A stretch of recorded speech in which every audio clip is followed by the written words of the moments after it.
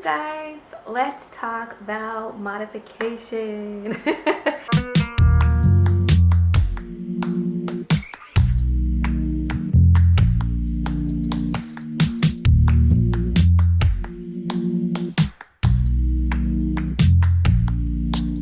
Hey you guys, so let's talk about vowel modification. All that is just the changing of the shape of your mouth on the inside and the outside, depending on the vowel that you're singing and how low or high you're singing it. If I'm going to be singing a vowel, let's say I'm singing an E vowel. If I'm singing lower in my register, E, then it can be, pretty closed in my mouth. On the inside of my mouth, the outside of my mouth, my lips is not going to be a whole lot of space. E. I know for me, especially if I'm using my head voice, E, I make it a little smaller so that the sound can be a little bit more pointed so that it can carry further. Now that's just for me. Okay, so let's say I'm trying to sing the same vowel higher. E. It's a little bit more open in my mouth, and the outside of my lips, it's a little more space right in between my lips. And then if I try and sing higher, the higher that I sing, the lower my jaw is going to drop. So my mouth is going to be, there's going to be more space between my lips, my jaw is going to drop, and the inside of my mouth, I'm going to create more space, right? One of the things that I've noticed with my students and with me is that if I'm trying to sing a note and I'm trying to sing it higher, if I don't create that space on the inside of my mouth and with my lips, my jaw being dropped, if I don't create that space, it can be a little harder for that note to come out. So let's say, for example, I'm trying to hit a higher note and I'm like, man, I know that I should be able to reach that because in my warm-ups while I'm warming up, it's very easy to reach. I can hit that note with no problem.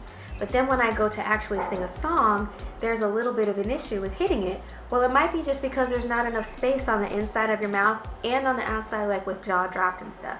For example, with my students, I'll say, okay, let's forget all about the words for just a second. Let's forget all about the words. Cut the words. We're only going to be singing this song, the melody of the song, on a vowel. Let's just do an ah vowel. And so we'll start singing the melody just on an ah vowel, right? And I'll say, okay, when we get to that part, that note that's a little higher, I just want you to create some space. Drop your jaw so it's nice and long, right? Make sure that your tongue isn't all the way up at the top. You want to make sure that there's space on the inside of your mouth and on the outside, right? So we're going to create that space, and usually once they go to that note and that space is there, it just flows right on out. One of the things that can be a hindrance to our range, it's not that we can't hit the notes. We definitely can. It's just that we're just not giving it enough space once we add in the words. Because if the words have an E vowel or a hard I vowel, then we might restrict by making our mouths super tight. And so I'm like, the air is just, coming up and out. We don't want to be a hindrance with the way that our mouth is shaped. We want to allow the note to just sail out. So I'm going to read a little bit from this. Is one of my favorite books. I talk about it all the time if you see my videos. The Diagnosis and Correction of Vocal Thoughts by James C. McKinney. And he talks about it on page 159. It says, teachers and singers approach vowel migration or vowel modification in several ways. Some feel that you should recognize that vowels do modify in the upper voice, and should encourage it by allowing more space internally, right, inside the mouth, and externally, while still thinking of the basic vowel sound you are trying to produce. As the pitch rises, more jaw drop is encouraged, okay? So it's like your jaw is continuing to drop, you're creating that space, but you're still thinking that E vowel, which is another thing that I love. If you think about the vowel, then it'll most likely come out the way that it's supposed to sound. Some people are like, well, I don't want it to not sound like an E vowel or a hard I vowel or whatever the vowel is. But no, it will sound that way, especially if you're thinking it. It'll sound weird on the inside of your head, like on the inside of our head as we're singing it, it's like, oh, that sounds weird. But to the listener, it still sounds like that vowel. So as the higher that we go, our jaw is dropping, right? But we're still thinking that vowel, and it's still coming out the same to the listener, and it's coming out easier for us. So if you find that you're practicing and you're like, man, it's really hard for me to hit that note right now, just mix the words, go for an ah vowel, switch to an ah vowel, and just practice the song on an ah vowel for a while. Mainly focusing in on that breathing and that nice space. And then switch back to the vowels. Begin to incorporate the vowels of the word, not the consonants yet, just the vowels. And then after that's become comfortable and you're able to hit all of those notes with ease, then add the consonants back in, so the full words, right? But still remembering that space, okay? Now this is also where visual cues, where I was talking about in another video, come in, because I might need to actually make a visual cue for myself. Nice long open jaw, you know, lots of space on the inside. If you have your lyric sheet above a certain word that has a vowel and a vowel that's a little tighter, or like an E vowel or something like that. If it's a note that it's kind of tight when you're trying to sing, above that word, write in jaw through jaw, or big space on the inside. But some kind of visual cue to remember, or to jog your memory, to trigger your memory as you're practicing, so that you're not practicing the same thing that you were doing before.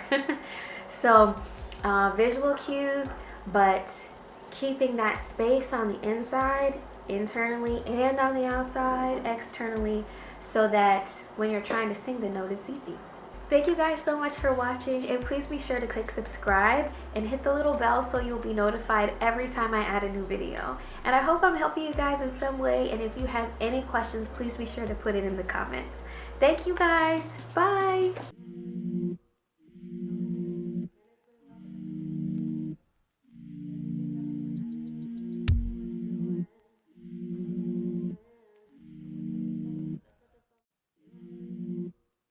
So one of the things that I try to stay away from is dairy, because it produces, you know, mucus and stuff, and as a singer I don't really want a lot of that in my throat. So this is one of the things that I love. It's from Pacific, and it's the creamy cashew carrot ginger soups, and it's made by Pacific Foods. It's organic, only 120 calories, it's vegan, and it's gluten-free. And I'm not necessarily vegan. I used to be like strict vegan, but now it's kind of like vegan-ish. So I don't not eat meat, but I don't eat it nearly as much as I used to, and I try and stick with dairy-free stuff as much as I can. And one of my friends, Ashia, told me about this, and I was like kind of wary, because I'm not really a big soup person, and especially like carrot soup, I was like, But I tried it mostly because of the cashew part. I really like cashews, and it is so good. Oh my gosh, it is so good. So on the back, I'll read it: flavor sensation, which that is the truth. It has way more flavor than I expected.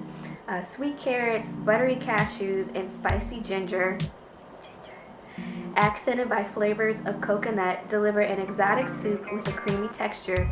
Delicious warmed, and it's also great soup served cold. And I've usually just had it warm. Man, it is so good. It is so good. This has been one of my favorite things for about a year now. It's so good. Like, you can eat it by itself, but you can also use it to, like, in stir fry, squeeze in fresh lime juice, top with cilantro, top with Thai basil, mint, and a little yogurt. Haven't tried that. But man, this is really, really, really, really good. So I definitely suggest that you try it if you are somebody that likes creamy things, like creamy salad dressings or soups. Like, I really like tomato bisque, but I don't like all of the regular cream that's in it, because I try and stay away from dairy. So this has been like my replacement for it, and it tastes so good. Man, it tastes so good. So if you're like, I don't know about, like, I don't really like carrots like that, I don't really like soup like that. Well, I didn't really like carrot soup or soup in general. but this right here, so good. So I highly suggest that you try it. And if you do, let me know, comment below. I've included a link to it below so that you can check it out for yourself. And the link is to the website, but this is in like every single grocery store. Well, at least I know it's in Kroger, Sprouts, Publix. Those are the only ones around here. Whole Foods. But yeah, you can pretty much find it anywhere. So good. Hey, thank you so much for checking out my video. I really appreciate it. Be sure to subscribe to my YouTube channel so that you'll be notified every time I put out a new video. And also be sure to follow me on Instagram and Facebook and LinkedIn. I definitely want to make sure to connect with you in all those places. So thank you guys again so much. Bye. Like poetry, as your words take hold of me, and you didn't have to say a thing.